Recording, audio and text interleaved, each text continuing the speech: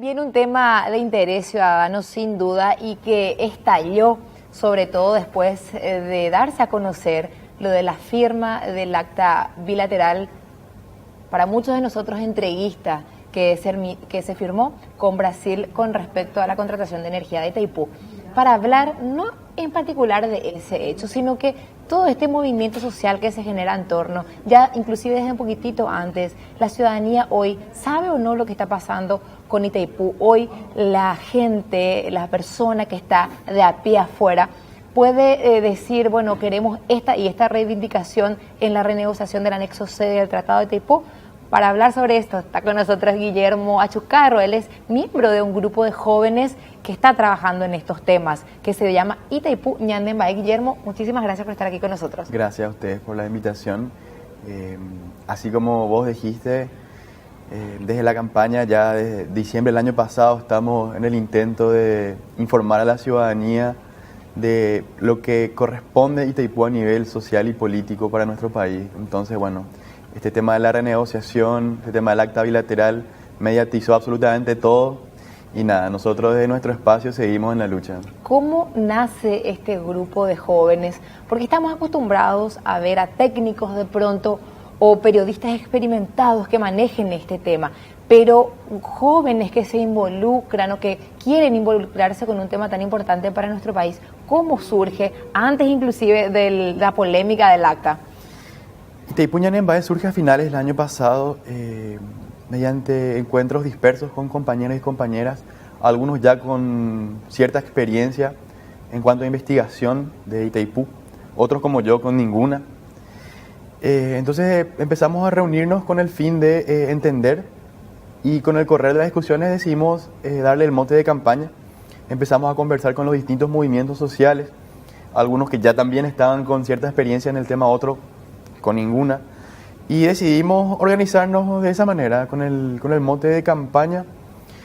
Y en un primer momento la campaña asume formarnos a nosotros mismos, es decir, en términos estratégicos y de comunicación nosotros decidimos, ok, vamos a bajar esta discusión que históricamente se complejizó, queremos bajarla a nivel popular, queremos bajarla en un lenguaje cristiano, como se dice normalmente. Y para eso nos conllevó un periodo de formación interna, es decir, entender el contexto en el cual se generó Itaipú, el contexto de la deuda y por sobre todo el contexto actual. Entonces ese fue en un primer término. En segundo término, bueno, ya empezar a contactar con los distintos sectores de la sociedad para poder justamente llevar esta discusión. Entonces como estrategia de comunicación definimos, ok, Itaipú siempre fue discutida por un pequeño sector de élite, ahora queremos llevarla a la población. Decíamos con Guillermo, y él me comentaba también su opinión, de que era una cuestión adrede en el pasado, de que la información se mantenía entre los técnicos, entre personas que decían que esto era muy complejo de entender, de tal modo a que el ciudadano común, entre comillas, en palabras de nuestro diputado Portillo, no entienda y no salga a defender. También muchos de nosotros creemos que algo parecido, Guillermo y audiencia, ocurrió con Brasil en el sentido de no querer y tratar de que Paraguay nunca luego utilice, no se desarrolle para que no pueda utilizar la energía que le corresponde, 50 y 50. Así mismo, es así tal cual. Itaipú, dentro de todo su espectro, siempre se manejó por un pequeño sector de la sociedad, un sector de ingenieros, en su mayoría hombres. Siempre se manejó en cuatro paredes, lo dice el mismo el tratado, cómo se formó, en el contexto en el cual se formó, y posteriormente las discusiones se iban desarrollando exactamente de la misma manera que al inicio, lo cual conllevó a una pérdida histórica. Nosotros lo entendemos de esa manera, por lo cual definimos que eso ya no tiene que ser así. Primero que nada, comunicar a la ciudadanía cuál es la importancia de Itaipú, qué es lo que perdimos a nivel histórico, para que el día que esto se llegue a negociar con Brasil, la ciudadanía pueda estar empoderada. Es decir, nosotros entendemos que el día de la renegociación, o los días, la ciudadanía tiene que estar movilizada como medida de presión. ¿Qué es lo que más le llamó la atención o le indignó al grupo que formó esta campaña, o a vos en particular, con respecto a Itaipú? Porque hablamos de que desde el inicio, primero, la famosa deuda espuria, que nos consiguen, nos dan un préstamo con intereses que evidentemente ya sobrepasan lo legal y que nuestro país seguía pagando inclusive después de haber amortizado completamente su deuda, y por eso lo consideramos espurio, o el hecho de que nunca pudimos recibir, al no utilizar nosotros como la energía de 50 y 50, y nosotros no somos un país desarrollado, y no poder venderle a Brasil en vez de cederle como venimos haciendo a un precio irrisorio. ¿Cuáles eran los hechos que ustedes más indignaban cuando comenzaban a averiguar sobre esto y comenzaban también a entender que era un tema verdaderamente violatorio a todos nuestros derechos? Te puedo mencionar dos cositas. Lo primero en términos más personal, lo segundo ya en términos más colectivos que solemos discutir en la campaña. Yo como Guillermo, cuando empecé a formarme y por sobre todo cuando empecé a entrar en contacto más con la ciudadanía y con los movimientos sociales, sí, Itaipú fue un tema que se discutió siempre en una élite, pero la idea de que Itaipú para el Paraguay fue una estafa estaba instalada en la población. Capaz no se sabe exactamente los números de la estadística de los kilowatt hora, de la energía garantizada, no garantizada, pero la idea de que Itaipú fue una estafa para el pueblo paraguayo estaba instalada. Eso me sorprendió gratamente, pensando que, bueno, no, la ciudadanía no sabe nada. Sí, la ciudadanía sabía que Itaipú fue una estafa para el pueblo paraguayo. Capaz no con los datos estadísticos exactos, pero esa idea estaba instalada. Y por otro lado, cuando más uno empieza a empaparse la discusión ya con una lectura más teórica, uno se da cuenta de que en términos de desarrollo, Itaipú representa demasiado para el Paraguay. Miguel Carter hace poco sacó un estudio que decía que a niveles históricos, Paraguay dejó de recibir aproximadamente 75.000 millones de dólares. Entonces, podemos imaginarnos lo mucho que perdimos y cómo eso podría haber sido invertido en un montón de cosas. Claro, para hacernos una idea de ese número que tiene muchos ceros y que de pronto en nuestra cabeza puede ser difícil que entre.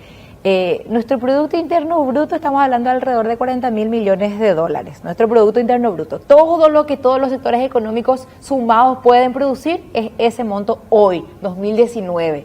Y todo lo que en los últimos 50 años de Itaipú, desde que se firmó el tratado hasta la fecha, dejó de ingresar, es casi el doble de nuestro Producto Interno Bruto. Y hoy Brasil resulta que viene y nos dice, si nosotros firmamos, si nosotros renegociamos el anexo C y según mis condiciones o mis beneficios, no nos dice con esas palabras, yo les voy a construir un puente o dos puentes de 200, 300 millones de dólares cada uno. Y después vos decís, wow, pero te pones a pensar, espera un poco, espera.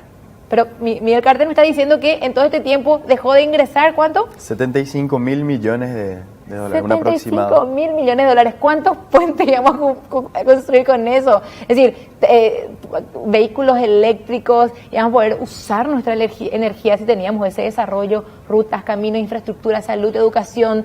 Estamos hablando de un montón de carencias, o sea, hoy carencias, pero que si se tenía ese dinero y si por ahí se utilizaba medianamente bien, íbamos a tener otra realidad. Y por sobre todo nosotros lo vemos de que, claro, cuántas escuelas, cuántos hospitales, pero un hecho importante es que podíamos haber tenido la energía eléctrica más barata de la región.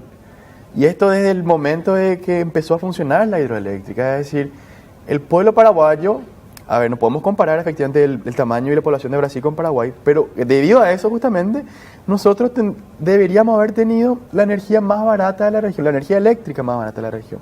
Sin embargo, eso no ocurre, es decir, el 60% de la deuda espuria es lo que el pueblo hoy está pagando en su factura.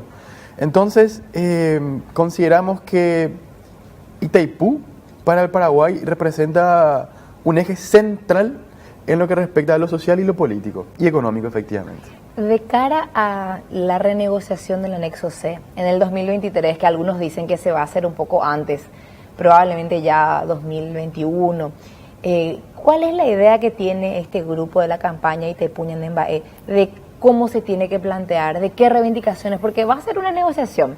Muchos coinciden en que probablemente no consigamos todo lo que lo que vale nuestro 50% de energía, pero ¿qué es lo que podemos apuntar o a qué apuntamos nosotros?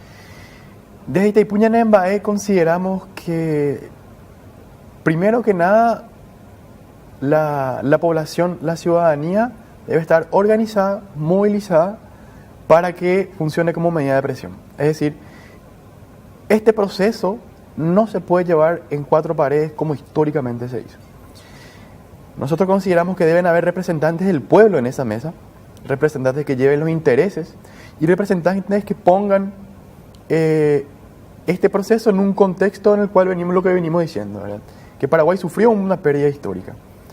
Eso por un lado. Por otro lado, nosotros desde la campaña manejamos algunos puntos que son fundamentales, como ser la eliminación de la binacionalidad, que es algo que poco se discute, la pérdida de la potestad de invasión militar, efectivamente la libre disposición de energía, lo que venimos hablando 50-50, y cómo utilizar ese 50%. Entonces nosotros en la campaña manejamos algunos puntos que consideramos que deben de ser tratados en ese espacio en particular.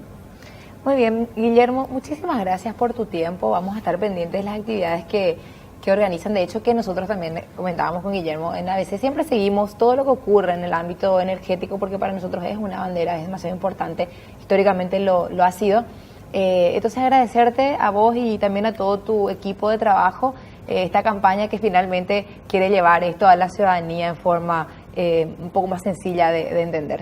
Así es, agradecidos a ustedes por el espacio y nada, un último punto a recalcar también que ABC históricamente cumplió un rol fundamental en lo que respecta a comunicación sobre Itaipú. Ya desde los finales 70, comienzos de los 80, ABC fue uno de los pocos espacios que comunicó a la ciudadanía lo que efectivamente estaba pasando. Así que nada, Itaipú Ñanembaé, agradecerle a ustedes por el espacio y cualquier cosa seguimos en contacto.